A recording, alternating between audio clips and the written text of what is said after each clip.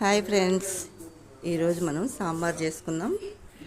సాంబార్ కోసం ములక్కాడలు, టమాటాలు, పచ్చిమిరపకాయ, ఉల్లిపాయ కట్ చేసి పెట్టుకున్నా, చింతపండు నానబెట్టుకున్నాను. ముందుగా స్టవ్ వెలిగించుకొని కళాయి పెట్టుకొని లేదా ఓ బాండీ పెట్టుకొని కొంచెం ఆయిల్ వీటెక్కగానే మెంతులు వేసుకోవాలి. మెంతులు వేడవగానే జీలకర్ర, కొంచెం ధనియాలు, ఆవాలు వేసుకోవాలి. అలాగే ఎండుమిర్చి,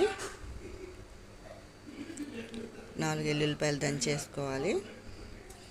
పచ్చిమిరపకాయలు, ములక్కాయలు, ఉల్లిపాయ ముక్కలు, టమాటా ముక్కలు వేసుకొని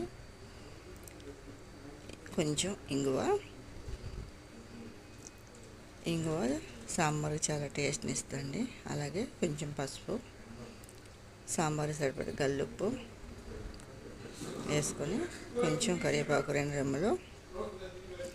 టమాటా మెత్తబడే వరకు ఉడికితే సరిపోతుందండి. చింతపండు రసం తీసుకొని పప్పు మెత్తగా వేసుకున్నాక రసం అందులో పోసుకోవాలి.